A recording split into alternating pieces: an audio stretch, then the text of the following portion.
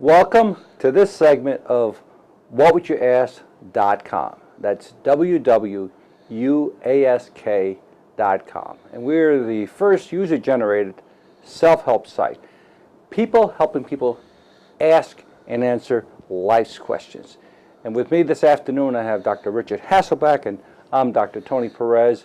And we'll be discussing some of the questions that have been submitted to the site by parents about parenting. So that'll be the topic of the day.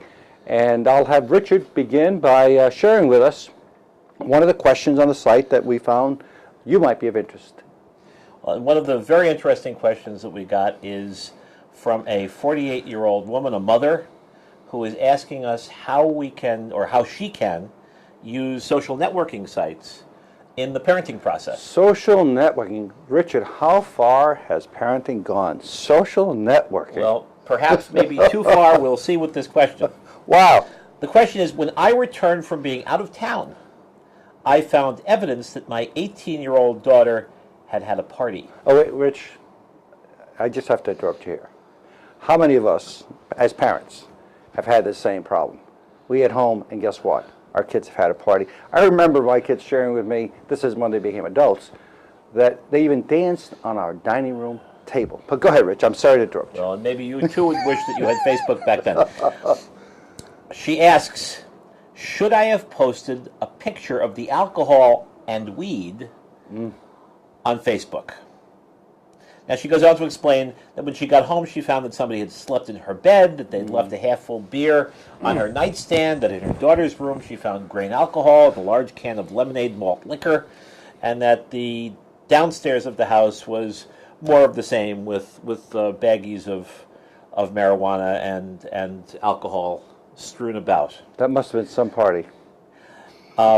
She says, my oldest daughter says I should not have humiliated my 18-year-old by posting the pics along with what had transpired on Facebook. What do you think? Well, I don't know, Richard. How do we include now social networking in the whole process of parenting? This is amazing. I'd like to see, Richard, what were some of the answers? Well, the first person who answered, a 33-year-old woman, says, one thing I'd say is that I wouldn't have posted on Facebook. However, you have every right to be upset with her. I would have grounded her, taken her to the doctor to get tested. I'd speak to her about what she's feeling and explain to her why she is doing what she's doing and feeling what she's feeling. And really, my concern, Richard, is really to what extent do we use humiliation as a vehicle to reprimand our children? I guess I'm somewhat cautious that we try to confront issues, but be very careful that we're not having a negative impact on the self-esteem of the individual. But what's your thought, Rich? Well, somebody said that human beings are the only creatures that blush or should. And I think shame can be a very constructive way in which we let people know that their behavior is not appropriate. So in some ways, the criminal justice system takes people convicted of crimes and shames them through incarceration, through giving them a criminal record.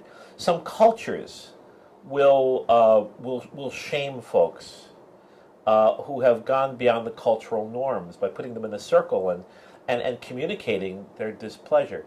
So I don't think that shame is an improper parenting technique. I think that's maybe something we should do more of. Well, let's see what else some of our other respondents have answered to this question. A 26-year-old woman sort of agrees with me. She says, trust me, if you love your 18-year-old daughter, then you did right in humiliating her.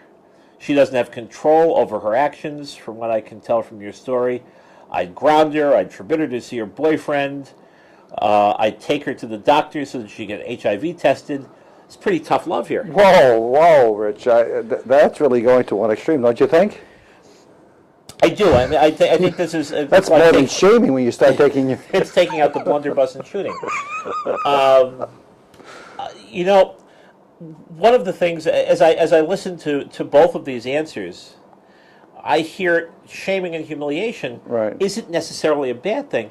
But when you put Facebook into the mix, you take something out of your family and out of your immediate community, and you put it up for the world to see. And in my mind, the question becomes, what are the limits between the private and the public? What was the last? There was one comment there that kind of engulfed, or at least embodied, that particular sentiment. What was it? There's a 36-year-old woman answers, while it is disconcerting that our children could do this and completely disrespect our values, or so we think, they really are not directing their disrespect towards us. I think handling the situation privately with your daughter would have made more of an impact on her than posting it on Facebook. You also never know how famous your daughter can get or will be, and if this will someday come back to haunt her. You know, and Richard, that's a good point, because now, even when you interview for a job, prospective employers are looking into Facebook and other social media, trying to find out more about the prospective employees, so that there is some concern there that I think that parents should be aware of, that when you put it out on Facebook, you put it out on social media, you're really sharing it with the world, and it's not something that's easily erased. That's right.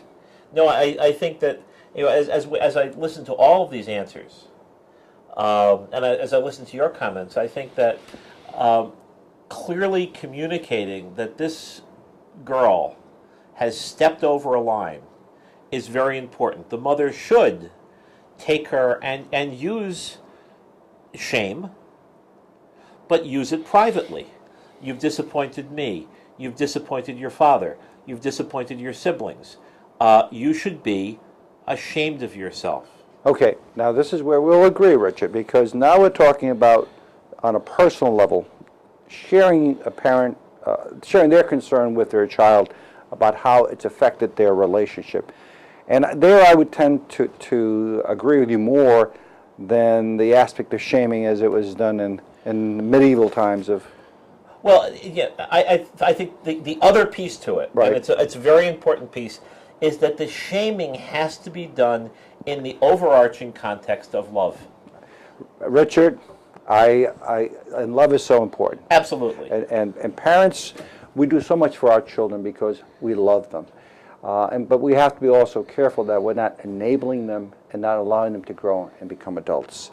That concludes this particular segment on parenting and the use of social networking. But I remind you to please come on the site. If life came with an answer sheet, what would you ask? www.uask.com. Until next time, this is from Richard and I saying, signing out. Take care.